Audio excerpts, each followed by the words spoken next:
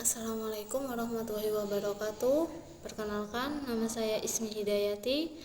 Di sini saya adalah mahasiswi di IAI Al-Qadiri Jember, dan saya akan membacakan dawuh Syekh Abdul Qadir Al-Jailani. Sebagaimana tokoh besar lainnya, Syekh Abdul Qadir Al-Jailani juga mempunyai karya besar yang terhimpun dalam wacana-wacana. Fathul Al-Ghani adalah salah satu karyanya, di samping Fathul Ar-Rabbani, Ghunyat At-Talibin, dan Qasidah Al-Ghustiyah. Semua karya tersebut merupakan karya monumental sufistik yang berasal besar nilainya tinggi syaratnya yang diwariskan kepada para putra dan muridnya. Pemikiran sofistik Syekh Abdul Qadir Al-Jailani banyak berorientasi pada masalah-masalah moral dan ketuhanan teologis yang bersumber pada syariat Islam, Al-Quran, dan As-Sunnah, baik secara zahir maupun batin. Hal ini sebagaimana yang dikatakan oleh Ali Al-Hidin bahwa tarekatnya adalah tauhid semata yang disertai kehadiran dalam sikap sebagai hamba Tuhan. Sementara mengenai karakternya, Abi bin Musafir berkomentar bahwa tarikatnya adalah kepasrahan kepada alur-alur ketentuan Tuhan yang bersepakatan dengan kalbu maupun jiwa atau ruh, integrasi batin dan lahir, pensucian diri dari tabiat-tabiat jiwa. Demikian pula komentar Baqo bin Al-Badwuh. Syekh Abdul Qadir Al-Jailani mempunyai kedudukan mirip Al-Ghazali sebagai seorang ahli hukum fikih yang menguasai usul al-fikih dan memadukan antara tasawuf dengan Al-Quran dan Sunnah Rasul. Karena itulah Ibnu Taimiyah pernah memujinya. Ia berkata Syahid, Tuan pujaanku Abdul Qadir. Dan jika ada yang berlainan berpendapat, ia mengatakan, ada yang mengatakan Abdul Qadir berkata begini dan begitu, aku tidak yakin kata-katanya. Mudah-mudahan itu bukan ucapannya, aku pastikan itu bukan pendapat beliau. Kondisi sosial politik pada masa Syekh Abdul Qadir Al-Jailani ditandangi dengan kekacauan pemerintahan yang berwujud dehumanisasi dan despiritualisasi. Lantas dari kalangan ulama memutuskan untuk hidup sufi dan menyeru ke jalan yang satu, yaitu memegang erat tauhid.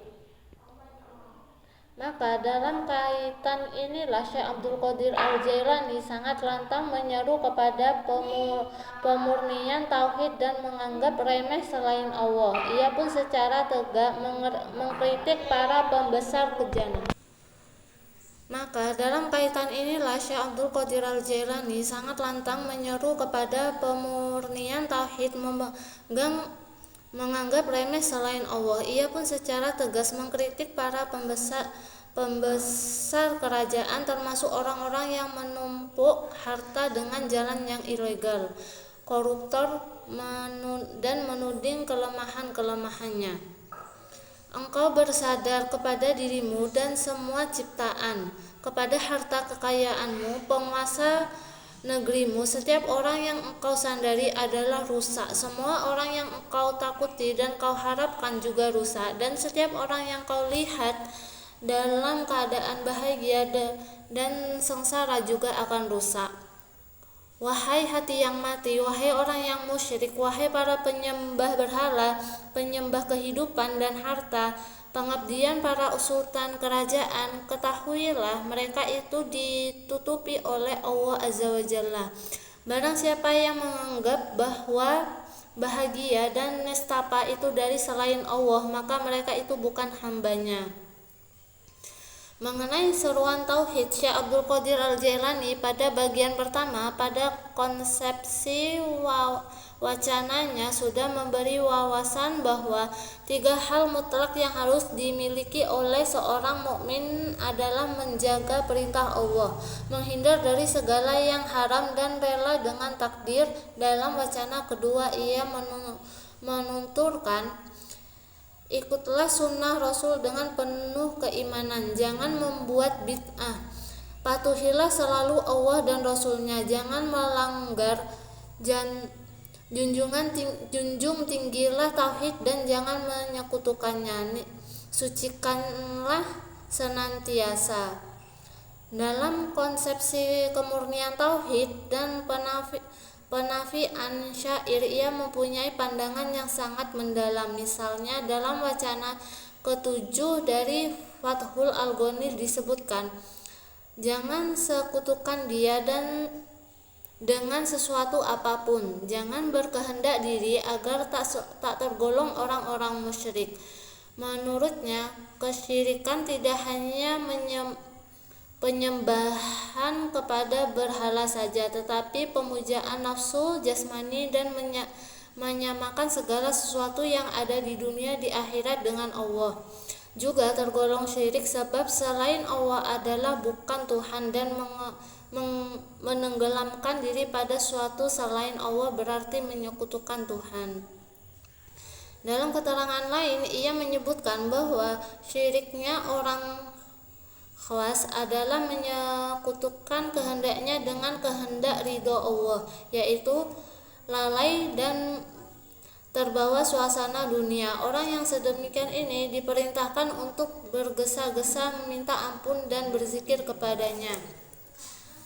Pandangan Syekh Abdul Qadir Al-Jailani tentang tauhid sangat sofistik sekali. Hal ini didasari oleh firman Allah, barang siapa mengharap perjumpaan dengan Tuhan, maka hendaknya mengerjakan amal saleh dan tidak menyekutukannya. Sungguh tidak sesuatu melainkan Allah, sedangkan dirimu adalah tandanya. Kedirian manusia bertentangan dengan Allah, segala sesuatu patuh kepada Allah dan milik Allah.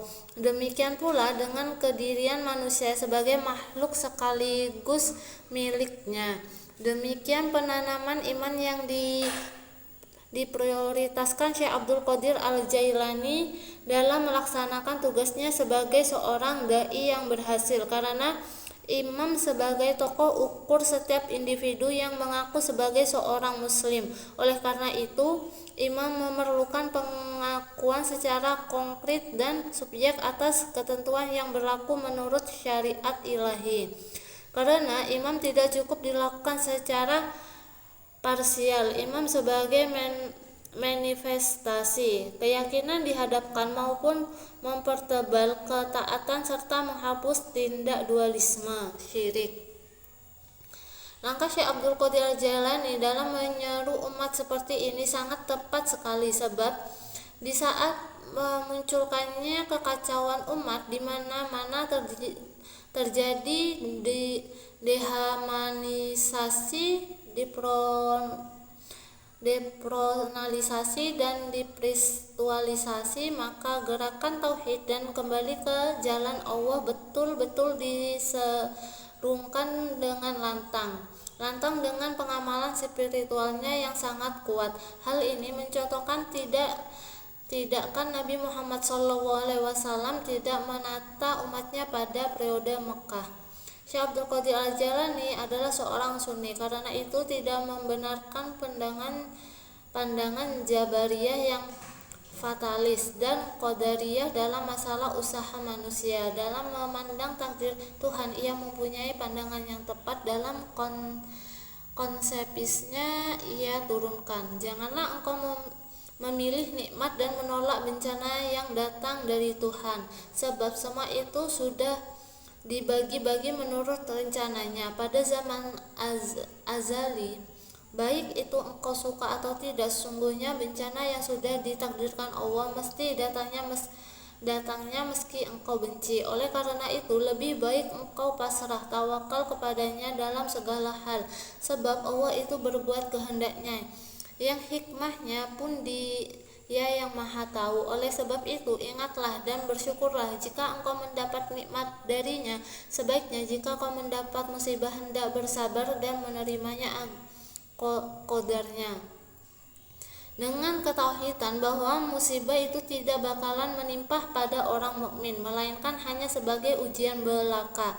Sesuai dengan hadis qudsi Nabi Shallallahu Alaihi Wasallam bersabda, Allah berfirman, ketika aku memberi ujian musibah hambaku, akan kemudian hamba itu sabar dan tidak mengeluh pada orang lain, maka akan aku ganti dagingnya dengan daging yang baru dan lebih bagus. Demikian pula darahnya,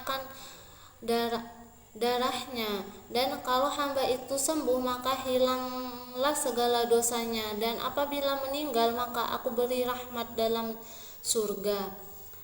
Campakkanlah dirimu kehendaknya dengan sikap seperti bola di kaki pemain polo yang menggulirkan dengan stiknya, bagaikan jasad mati di hadapan orang yang mendakinya, dan bagai bayi di pangku ibunya. Buatlah terhadap segala selainnya agar tak tahu lihat situasi pun selainnya, tidak kemanjulan, kemudorotan, manfaat, karunia, dan penahan karunia. Anggaplah orang dan sarana duniawi di kala menderita ditimpa musibah sebagai cambuk-cambuknya, dan dengan keduanya ia mencambuk, dan anggaplah keduanya di kala suka sebagai tangannya yang menyimpu. Tetapi ia menolak kepasrahan total dan keputusasaan upaya kemanusiaan, sehingga tuturnya, janganlah berkata, aku tak mau mohon sesuatu kepada Allah, sebab bila yang kumohon sudah ditentukan bagiku, tentu akan datang kepadaku, entah dari mana atau tidak. Bila hal itu bukan bagianku, Dia tidak akan memberikannya kepadaku. Walau ku minta, mintalah kepadanya segala yang kau inginkan, asalkan yang kau minta itu tak terlarang dan tak merusak, sebab Allah telah memerintahkan kita untuk memohon kepadanya. Sebagaimana firman-Nya, mintalah kepadaku, niscaya akan kukabulkan permintaanmu. Mintalah kepadanya karunia-Nya, dan sabda Nabi, mintalah kepada Allah dengan penuh keyakinan bahwa doamu diterima. Berdoalah kepada Allah dengan kedua telapak tanganmu. Jangan pula melupakan upaya manusiawi agar tak menjadi korban keyakinan kaum fatalis Jabariyah, dan yakinlah tak satu pun terwujud kecuali atas izin Allah Ta'ala. Karena itu jangan Anda pun upaya manusiawi karena yang demikian ini karena melupakan Tuhan. Dan jangan berkata bahwa tindakan-tindakan manusia berasal dari sesuatu. Bila demikian, berarti aku tak beriman dan tak termasuk pada golongan Qadariyah. Hendaknya kau katakan bahwa segala aksi makhluk adalah milik Allah. Inilah pandangan yang telah diturunkan kepada kita lewat keterangan-keterangan yang berhubungan dengan masalah pahala dan hukuman. Jelas di sini bahwa Syekh Abdul Qadir Al-Jailani tidak menghendaki manusia pasrah kepada nasib dan takdir Tuhan sebelum adanya usaha, ikhtiar maupun itu sendiri. Oleh karena itu, sebelum takdir itu menimpa, Syekh Abdul Qadir Al-Jailani menganjurkan seorang untuk berusaha dan berdoa. Dan jika takdir sudah tiba, maka manusia harus menerima tawakal, sebab Tuhan lebih mengetahui segala hikmahnya. Sekian dari saya. Kurang lebihnya saya mohon maaf sebesar-besarnya. Wassalamualaikum warahmatullahi wabarakatuh.